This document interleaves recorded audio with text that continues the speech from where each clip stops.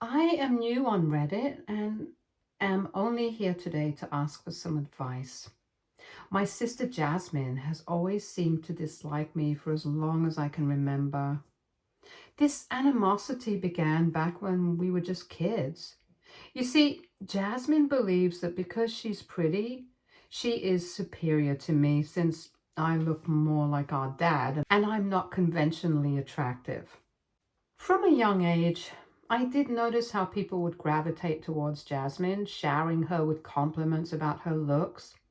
Family gatherings were filled with remarks about how beautiful she was, how she looked like a little princess, and how lucky she was to have inherited our mom's features.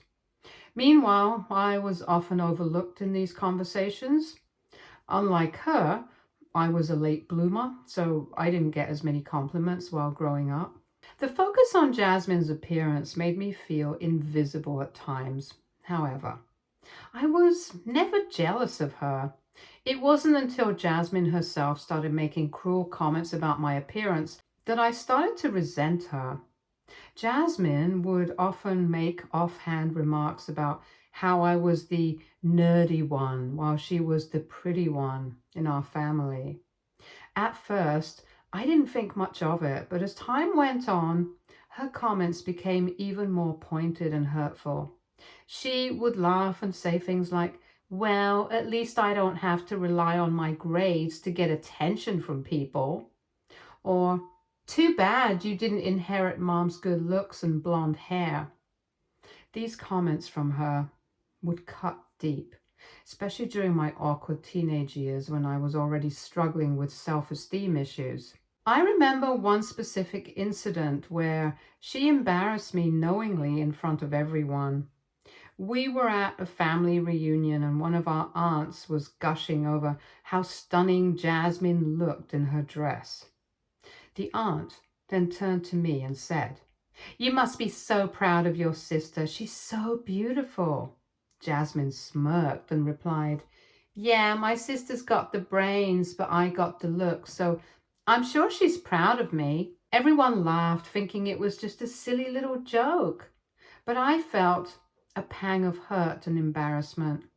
It was as if my entire worth was reduced to just my academic achievements. Even at school, Jasmine's beauty made her popular and well liked. She was the girl everyone wanted to be friends with or to date. I, on the other hand, was the quiet, studious one, known more for my grades than for my presence. I created a divide between us, one that Jasmine seemed to relish. She always enjoyed reminding me of our differences, almost as if it reinforced her sense of superiority. Her constant reminders of my ugliness made me very hyper aware of my appearance, leading to years of insecurity and self doubt that I sometimes still struggle with. I often found myself comparing my looks to hers, wondering why I couldn't be as effortlessly attractive. Her unkindness affected my self-image in profound ways. However, this wasn't the only thing she did to me. Looking back, she also bullied me in other ways to make me feel inferior to her. For example, on my 6th birthday, I was really excited because it was the first time I had invited my friends over to our place for a party. My parents had decorated the house and I had a beautiful cake. As my friends and I gathered around to play games, Jasmine, who was 8 at the time, decided to take the spotlight. She interrupted our game of musical chairs by loudly proclaiming that we were being too loud and that it was embarrassing for me and my friends to still play musical chairs at our age. Mom asked her to calm down and took her aside to talk. I thought Jasmine would stop with her antics after that, and the rest of the party went on without any more incident. Later, after the party, when I was opening my presents given to me by my family and friends, I discovered that I had been given the latest Barbie dollhouse. It even had a miniature kitchen and a makeup set. I was beyond thrilled about this since I loved playing with Barbie, but my happiness was short-lived. Jasmine started to complain to my mom that it wasn't fair I had been given such an expensive gift when she didn't get one on her birthday. She complained that she wanted to play with the dollhouse too. I argued back, pointing out that my friends had pooled their money to buy this dollhouse for me, so she had no right to take it away, and that she could probably wait for her birthday next year for our parents to give her one. But Jasmine kept yelling at Mom, demanding that either I share my Barbie set with her or that Mom had to get her a new one to play with immediately. In the end, Mom made me compromise. I was forced to share my beloved Barbie dollhouse with Jasmine on a few days of the week so that she could play with it as well. I was beyond infuriated. It felt so unfair that even on my special day I couldn't have something to myself. In middle school, I finally got a chance to be the lead in the school play, something I had worked so hard for. Jasmine, being 2 grades ahead, had already been the star in school events and was not happy that I had bagged the role. The night of my performance, instead of supporting me, she continuously made snide comments about how I would never be as good as she was on stage and how I was maybe going to end up breaking my leg out of nervousness. I could see she was trying to get into my head, but I didn't let her words affect me and went on to give my 100% on stage. After the play, when everyone was congratulating me, she loudly criticized my performance, pointing out every little mistake she thought I made and saying how I needed to work harder if I wanted to outshine her. Her words stung, turning what should have been a proud moment into one filled with self-doubt and sadness. My parents later reprimanded her on our drive back home for not letting me have the spotlight for one evening. During high school, I saved up money from my part-time job to buy a dress for my upcoming prom. I found the most beautiful dress I could have ever dreamed of. It was beautiful and elegant, and I could not wait to wear it. Jasmine, who had already graduated, saw the dress and decided she wanted to wear it to a party before my prom. She told me that since my prom was weeks away, I should let her wear it for one night only. Despite my repeated refusal, she took it anyway without informing me, and the next day she returned my prom dress with a large stain that couldn't be removed. I started yelling at her furiously, seeing the state of my dress, and told her that she had no right to wear my dress and spoil it.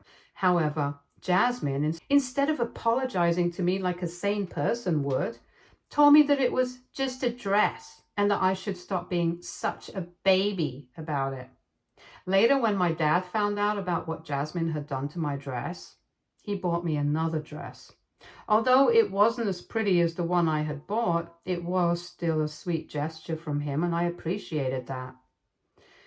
After high school, when I got accepted into my dream college, my parents and I were overjoyed since I would be the first person in my entire family to go to such a prestigious university. The news spread quickly, and all my distant family members were calling to congratulate me. It felt wonderful to have everyone's support and excitement. However, Jasmine didn't even call me once. Later, when Mom was talking to her on the phone, I overheard her telling Mom that I had probably gotten in because the college needed some diversity and I was probably their safe choice. I was taken aback hearing this, since it was not only offensive, but also completely untrue. Fortunately, Mom also felt the same and immediately scolded Jasmine for saying something like that. She defended me, reminding Jasmine that I had been one of the top students my entire life and that any university would be lucky to have me. Mom went on to tell Jasmine that she should never say what she just told her in front of me, and that if she didn't have anything good to say about me, she should learn to keep her mouth shut. And this, of course, made Jasmine angry. I could hear her yelling back at Mom, complaining that I was always the favored child and that she was tired of my achievements, always overshadowing hers. I just shook my head when I heard Jasmine complaining like that. I knew how much our parents had worked hard to give both of us everything we wanted. Yet Jasmine always found a way to pretend to be a victim. Her resentment towards me always persisted. Throughout my adult life, whenever I got a job or a career promotion, I could never talk about it freely in front of Jasmine, as she would find a way to diminish my accomplishments. She would make snide remarks to me that maybe my promotion had more to do with my luck than my hard work, and that being so career-driven as a woman wouldn't get me anywhere in life. Yet I was the one earning 3 times her salary, while she would sometimes have to borrow money from our parents and even be unable to ever pay them back. Even in adulthood, Jasmine would not stop commenting about my looks even after I had asked her to stop multiple times. Whenever we would go out together, she would joke about how I should be grateful to be seen with her in public because she could make anyone look good by comparison. If I ever wore a prettier dress than hers, she would tell me how I should just give her my dress, since I could not do proper justice to it, and that the dress would look much better on her body. As you can imagine, these experiences with my sister have left lasting scars, shaping my relationship with her and reinforcing the sense that in her eyes, I would never measure up to her. Her unkindness has been a constant shadow, impacting my self-esteem and our sibling bond. Hence, I guess I shouldn't have been too surprised when Jasmine was jealous of my relationship with my ex-boyfriend, Kevin. Kevin was tall, attractive, and easy to get along with. He was my first real boyfriend as an adult, and I really liked him. The first time my parents and sister met him, they were quite taken with him. My parents were happy to see me with someone who seemed kind and genuine. They welcomed him warmly and made him feel at home. As we all sat in the living room chatting and getting to know Kevin, Jasmine suddenly interrupted the conversation. With a sly smile, she asked him, "Kevin, why is such an attractive guy like you dating someone like my sister?" Her tone was light, but the intent was clear. She wanted to embarrass me, to make me feel small and unworthy. My heart sank. I could feel my face turning red with humiliation. Kevin, however, didn't miss a beat. He looked Jasmine straight in the eye and told her how he found me incredibly attractive and down to earth, unlike some of the women he had crossed paths with in the past.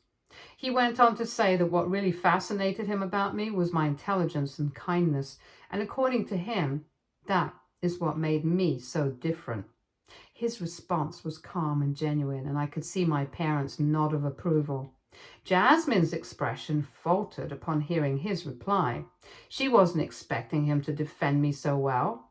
For the rest of the evening, she watched us closely, her eyes following our every move. I could feel her scrutiny, the way she seemed to be looking for any flaw, any reason to validate her jealousy and disdain.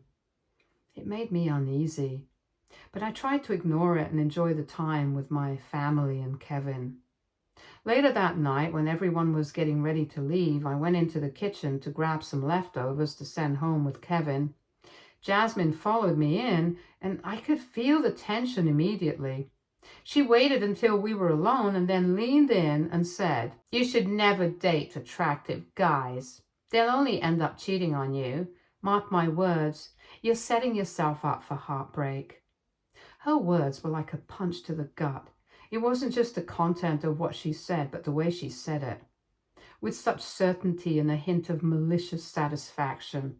I could feel my anger rising. This was supposed to be a happy occasion, a chance to introduce Kevin to my family, and she was trying to ruin it as usual. I took a deep breath and replied, "Jasmine, that's none of your business. Your opinion was not asked for, and frankly, it's not welcome. I'm happy with Kevin and I trust him. You don't get to undermine my relationship just because you're jealous of my hot boyfriend." Jasmine looked taken aback for a moment, but then her face hardened. She muttered something under her breath and stormed out of the kitchen, leaving me standing there, shaking with a mix of anger and frustration. Later, she told our mom about how I embarrassed her by not taking her advice, and that as my sister, she was only trying to warn me. I decided that after that meeting, I didn't want Jasmine anywhere near Kevin. I was worried that her jealousy and resentment could potentially sabotage our relationship. However, looking back, I realized my biggest mistake was not fully disclosing to Kevin the extent of my relationship with Jasmine. While he knew she was jealous of me, he didn't know about all the times she had tried to undermine me and steal my spotlight out of pure spite. In hindsight, keeping this information from Kevin allowed Jasmine to successfully manipulate him. Just to give the entire picture, I've had two best friends since college, Nina and Clint.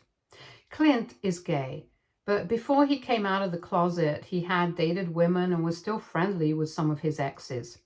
I've always been open about my friends with whoever I dated, including Kevin. He never had any issues with Clint. However, one night after a late party with my friends, I returned home to find Kevin waiting for me, looking angry. He had a key to my place and had let himself in. His demeanor caught me off guard. Excited to see him, I went to hug him, but he pushed me away. Confused, I wondered if the smell of alcohol was bothering him and quickly apologized. However, he shook his head and asked me if I was out with Clint.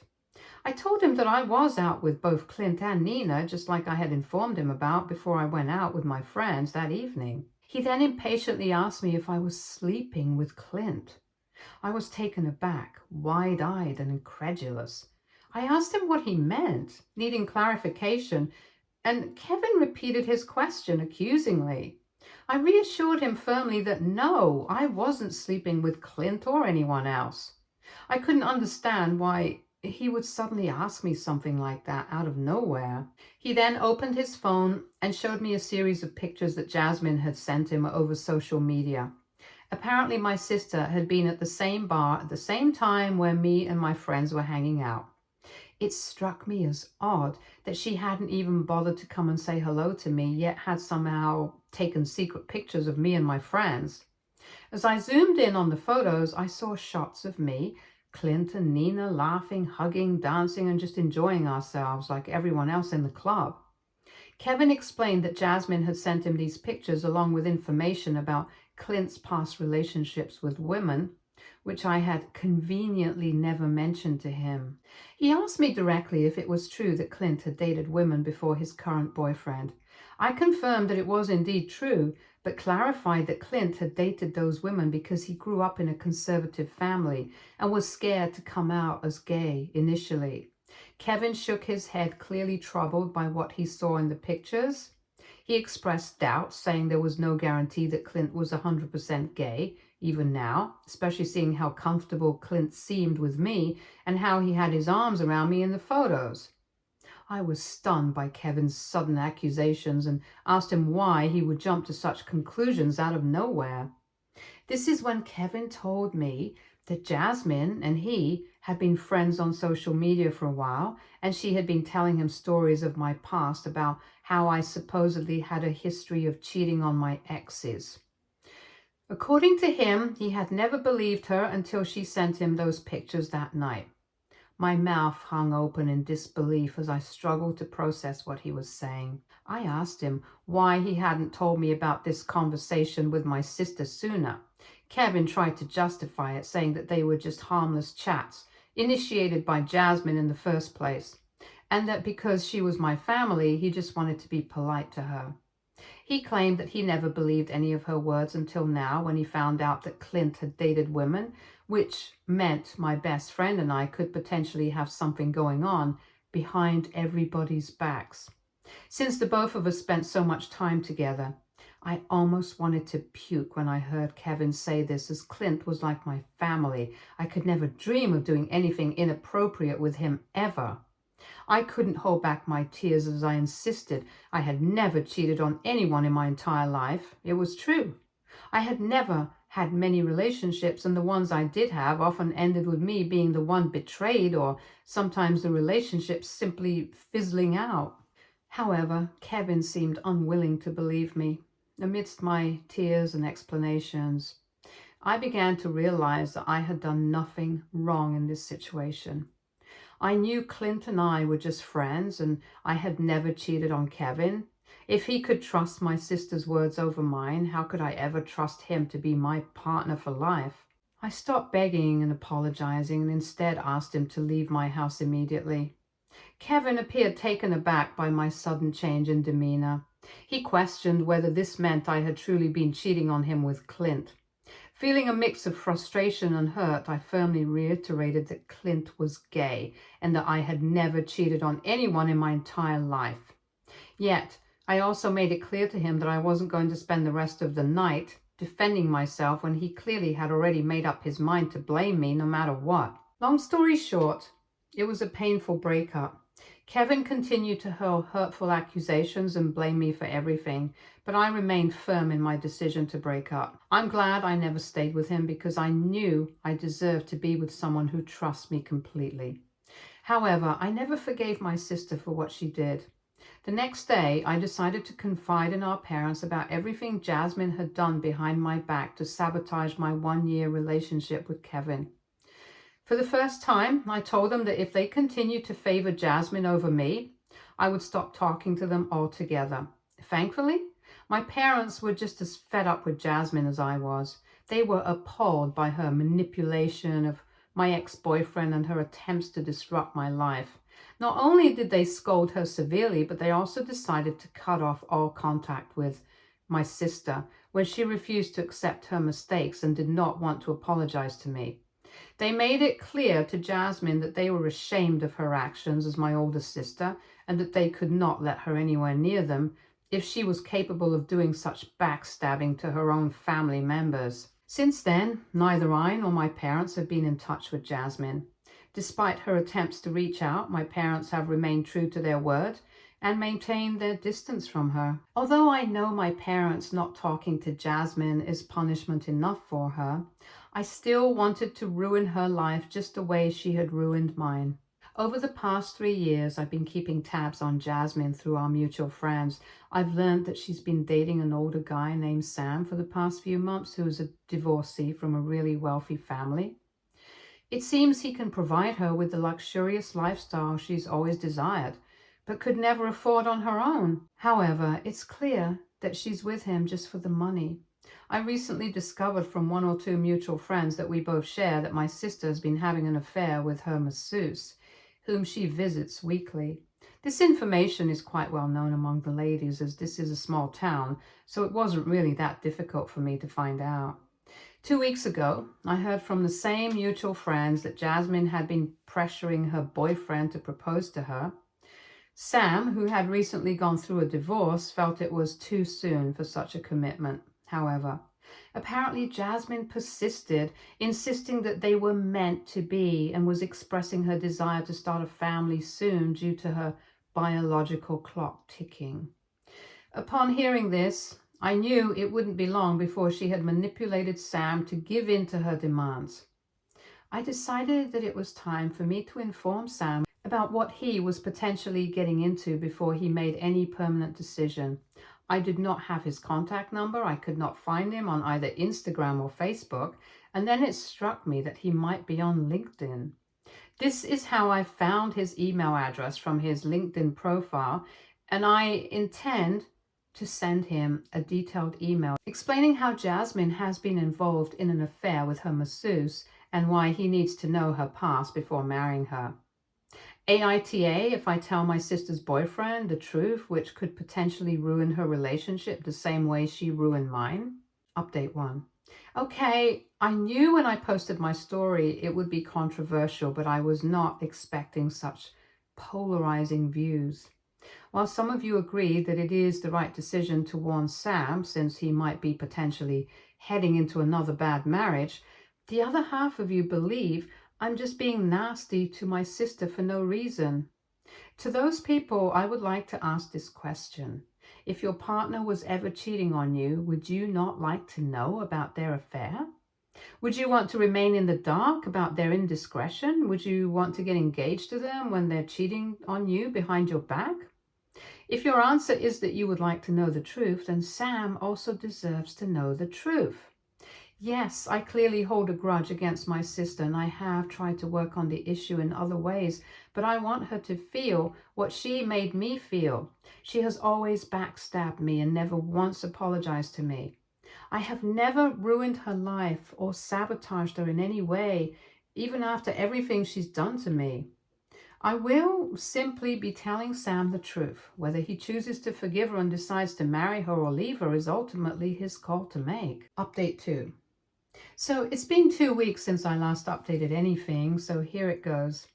Last week, I sent out an email to Sam. In the email, I clearly stated that Jasmine had been sleeping with her masseuse, including his name and the massage parlor she frequented.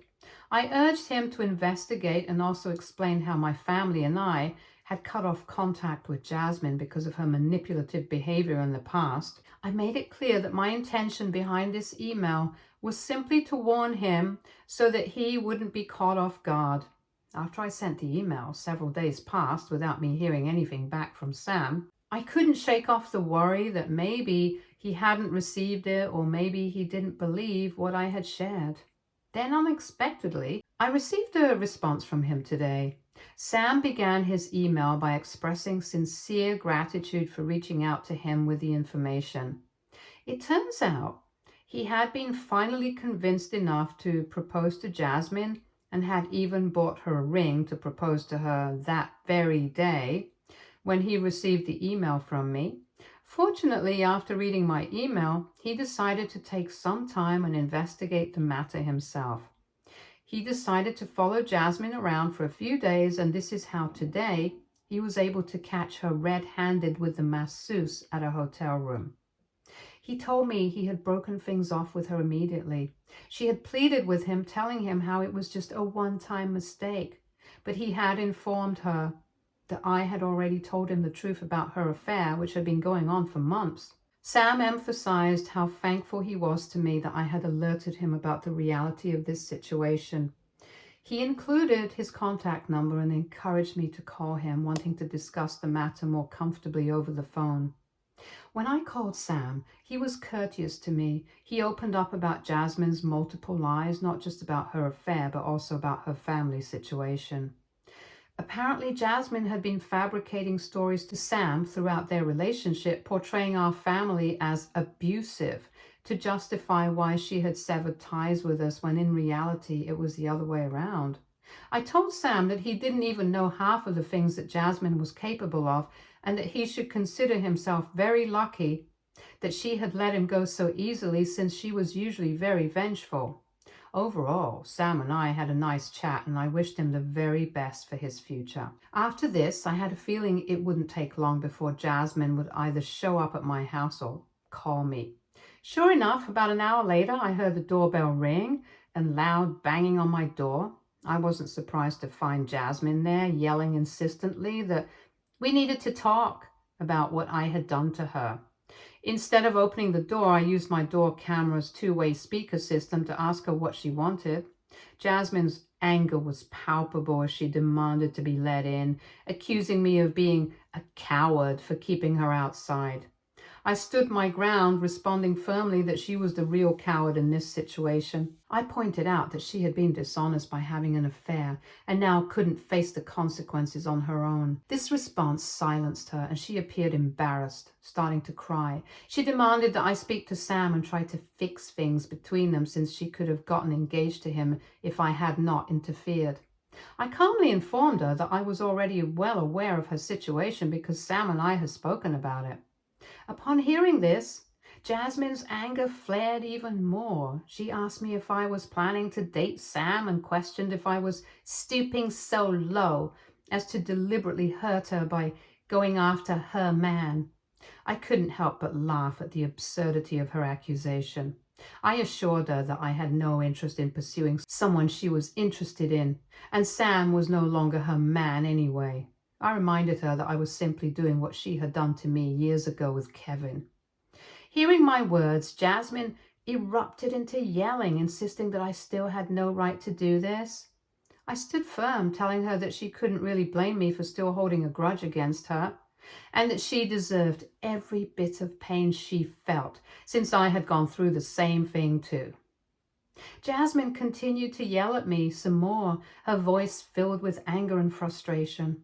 Despite her loud protests, I remained resolute in my stance, refusing to let her in.